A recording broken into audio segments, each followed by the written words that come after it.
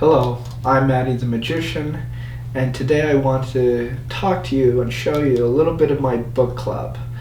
My book club is something that I do once a month, and it's a live stream. So I'm either sitting here or wherever I am around the world, and I am discussing a book for that month. Sometimes we schedule it ahead, sometimes we don't, but what I usually do is I read the book and I let you guys know what I'm reading. I take notes on the book and then I go through the book with you. I talk about the author, I talk about the history. If it's an instructional book on magic, I talk about the techniques and effects in the book, the theories, and all that good stuff. And sometimes it's a history book. We just did Secret Life of Houdini. Sometimes it's a book on theory. So it really could be anything. It's something that I love to do. I'm constantly reading my magic books, but I wanted to create this book club to share with you guys and to create dialogues and really go deeper than just a cursory reading of a magic book. It's happened to me many times that I've read a book and I totally forget the contents.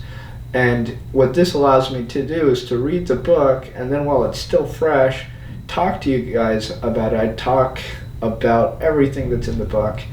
And what you're about to see right now is a sample. We do these live streams, and the live streams are usually around an hour. Most of the time, they're longer than an hour. The full live stream that you're gonna see if you sign up for our Patreon or if you buy it the season afterwards. The one that you're about to see right now is the book on Max Malini, The Magic of Max Malini. And that live stream, the whole thing, is around 3 hours long. I'm showing you a sample of it. I cut it off before we talk about the real secrets of magic because I don't want to put that up on YouTube. But this should give you an idea of how it looks when we are doing a book club. Again, it's a live stream. The audio is a little not great. The video's not great, but focus on the content. Focus on what it is that I'm presenting to you guys, which is the content and the quality of the content. So enjoy the sample, and you can find out more. The link is below.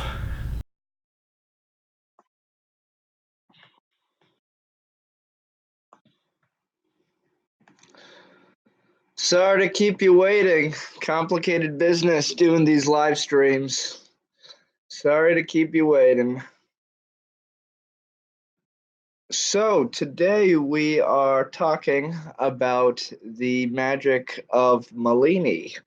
Let me set up my frame here so you guys can see me and so that I'm comfortable because we're going to be going into it talking about this book right here. This copy that I have, first of all, I'll show you the copy, then we'll get into the book. Somebody brought it to me after one of my shows in London. This was in January, I believe, or maybe February.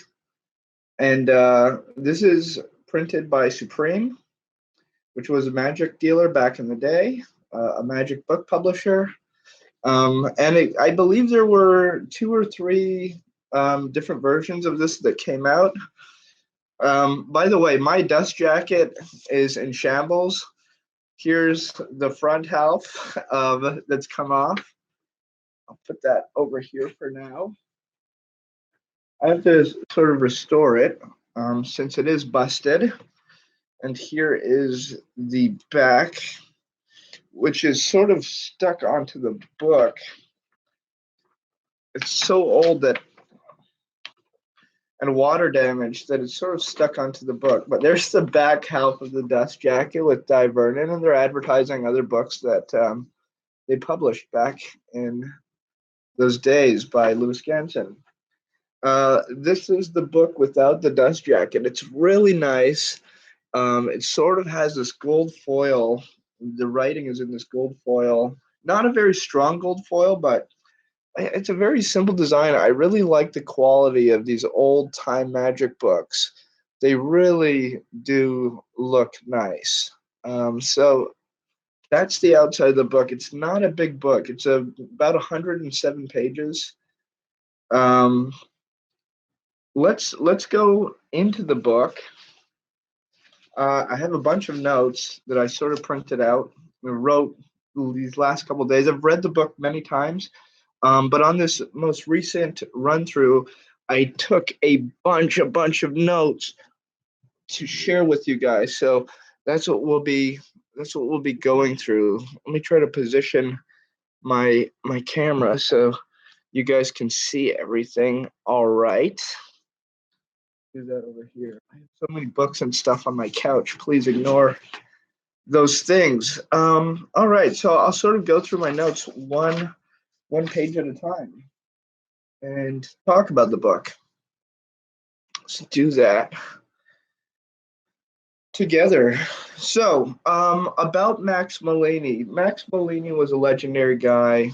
Not a lot of magicians like him. In the whole history of magic, he was sort of unique in that the public had no idea who he was. He did not really do big shows for the public in theaters. He has performed in theaters. He just wasn't known for that. He wasn't a magician who toured theaters, getting publicity, being in the newspapers, and doing big shows like most magicians did back in those days.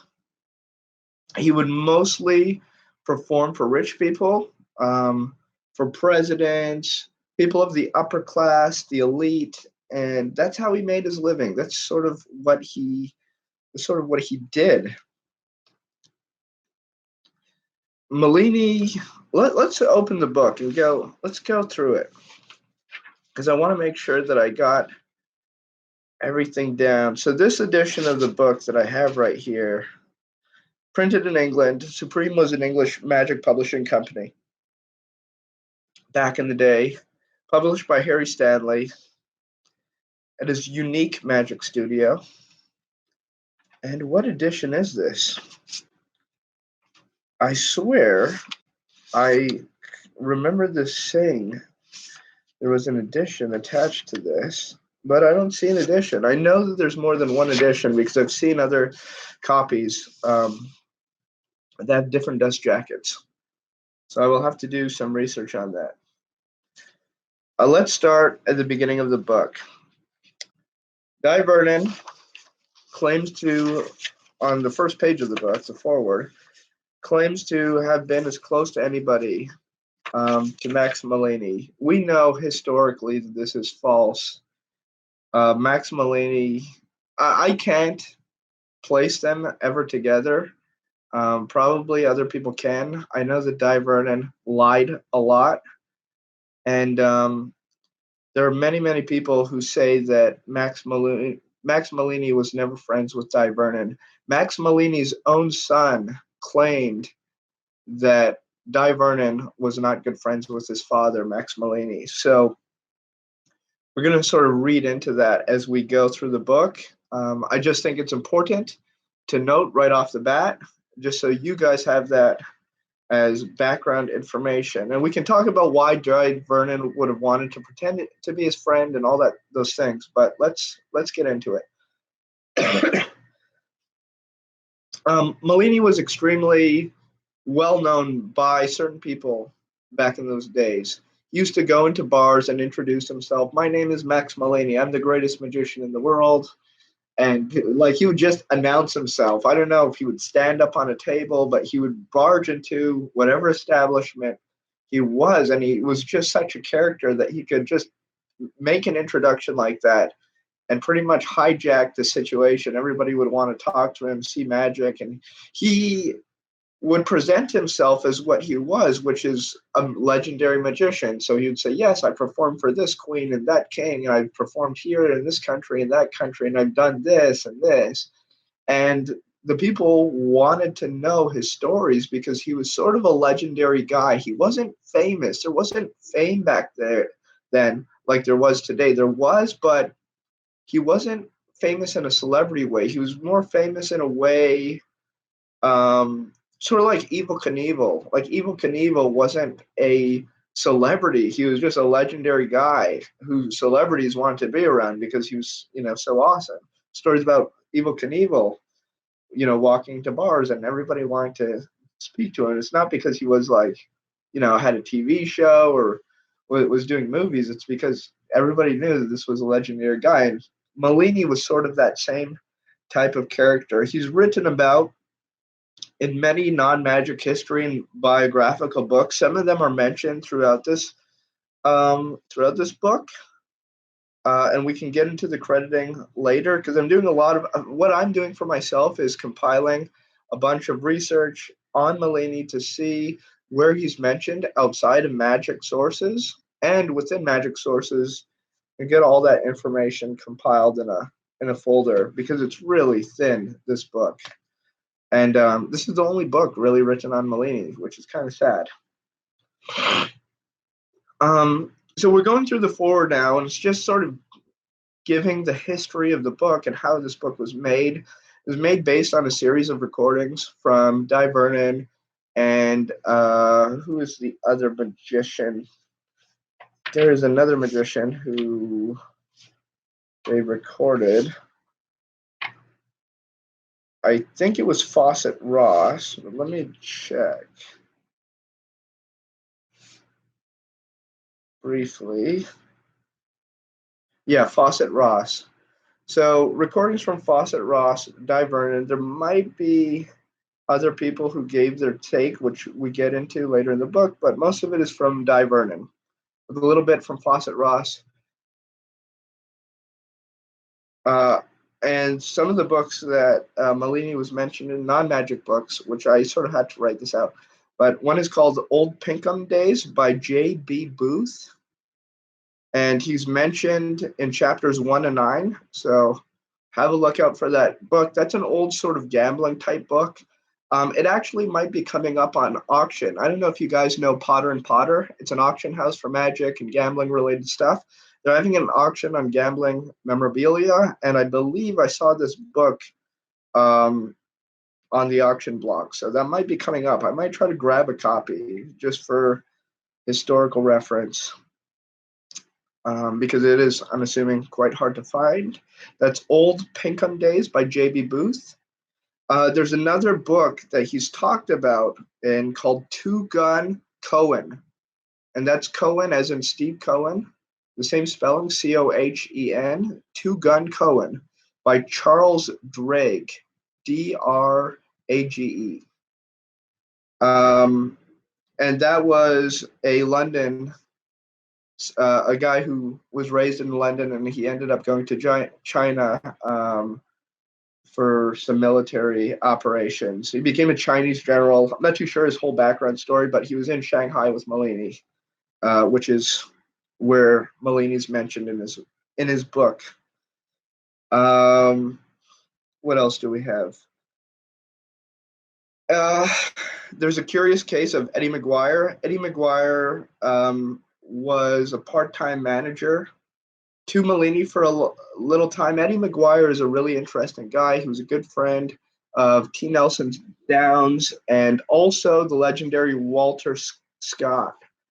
And the way I know about Eddie McGuire, because Eddie McGuire is not really written much about in the old history books, but he is mentioned in a bunch of correspondence. And I remember at Conjuring Arts, one of the things we do is collect correspondence, and there were a lot of letters in between Eddie McGuire, T. Nelson Downs, and Eddie McGuire and other people.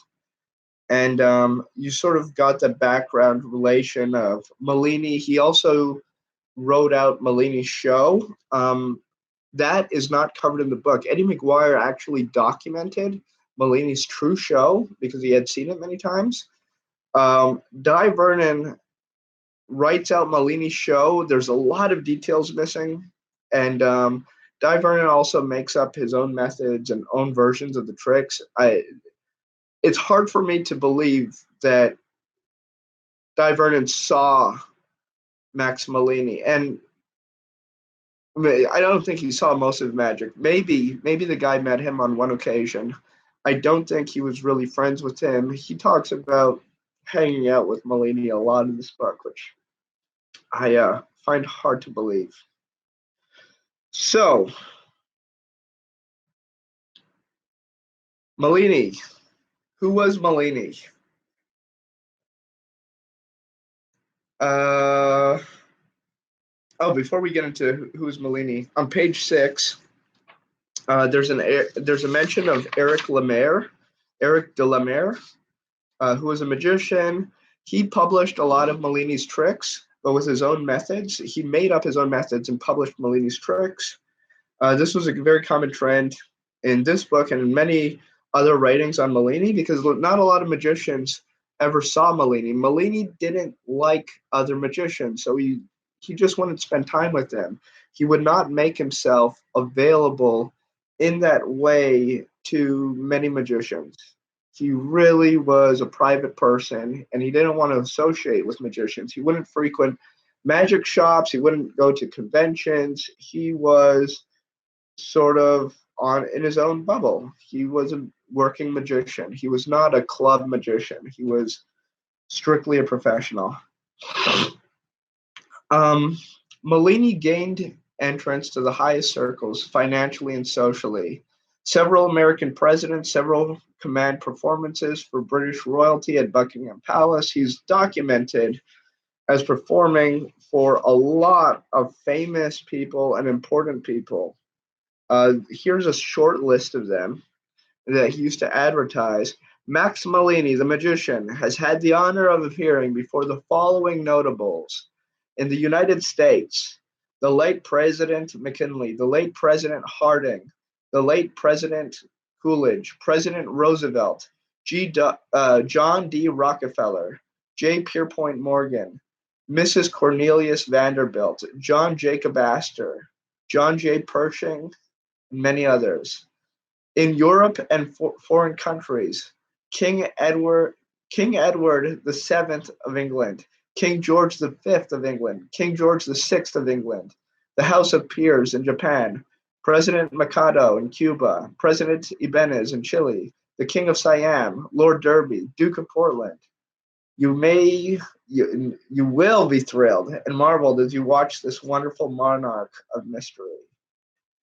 That's how he built himself. Malini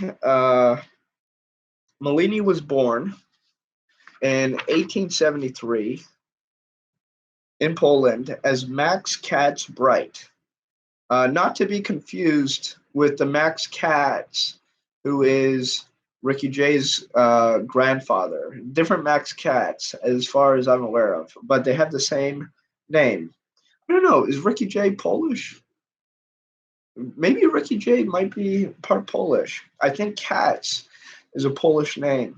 But anyways, Malini, born in Poland as Max Cat in the year 1873. At the age of 12, he became an acrobat.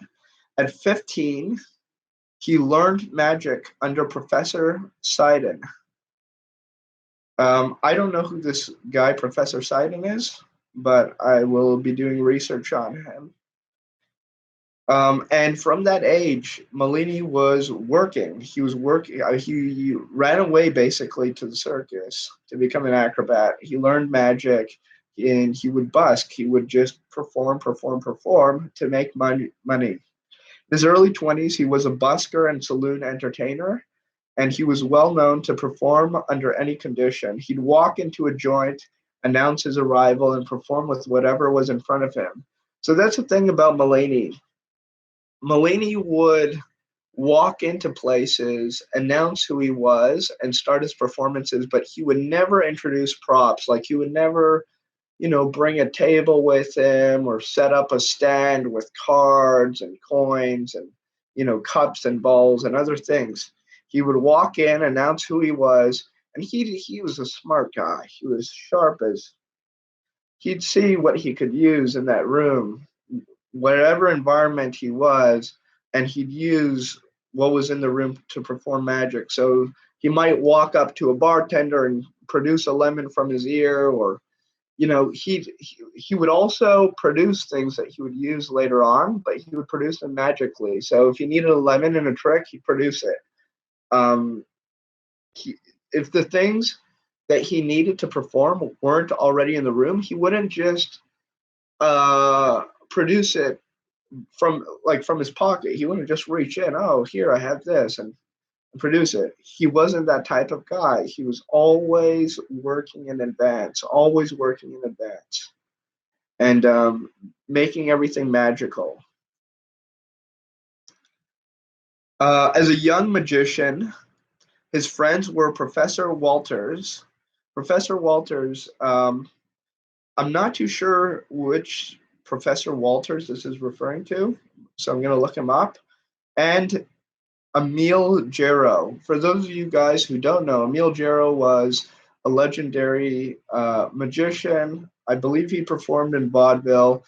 Very well known for his beautiful sleight of hand, was very good friends with a lot of the good magicians of that time. Everybody knew that he was a great magician. Emil Jarrow. I don't know if there's any good books written about him, but I know that a lot of his material is published, oftentimes uncredited by Di Vernon. Di Vernon had a habit of publishing Emil Jarrow's material. He even publishes some of his material in this Malini book. Um, and sometimes he would do it without crediting him. So just something to keep in mind as we go through. Malini also knew other magicians, but many of the magicians would over exaggerate their connection to Malini just because Malini was such a legendary guy. It's sort of like, David Copperfield today or David Blaine or Darren Brown. Somebody might come up to them after the show and ask for a photograph or something. And then they talk about that famous magician as if they're their best friend for the rest of their lives. This is what would happen a lot of times with Malini and different guys. People would over exaggerate their connection. Somebody would meet them one time or have a conversation or a drink, and they would for the rest of their lives tell everybody that they were extremely close to them.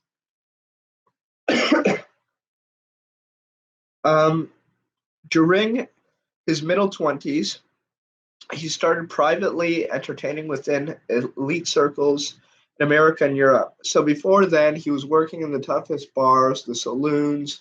He was a busker. He would work at the fairs, the carnivals, wherever he could get work. And that's how he became great at what he did. He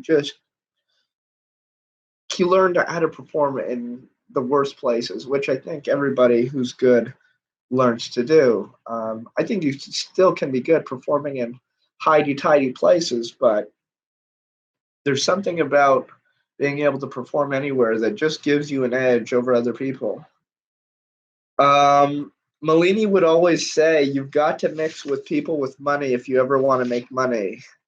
And he certainly did this in his life. There's a great photo here. I'm going to show it, actually. And it's of Malini in costume, and I hope you guys can see that. He sort of looked, he was extremely short, extremely manly, but sort of effeminate in his dress sometimes. He would wear a giant cloak, and I don't know if you can see those stockings on his legs. So he would wear these short pants sometimes with these stockings and nice shoes. He was just a character. He would walk into the room and everybody would recognize him as being someone special. He did not dress ordinary. He was always well dressed. He would always dress up very, very nicely. He always said, "As long as I'm dressed nicely, I can always get work." That's how that's how he thought. That's how he lived. He never knew when he was going to be out and doing magic, so he always was dressed and prepared. He always looked like a gentleman, so that when the opportunities arose, he could just perform and he would look professional and people would believe he was who he was.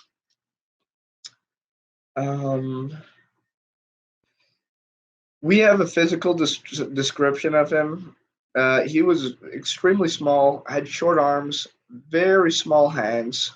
I believe his glove size was 5.5.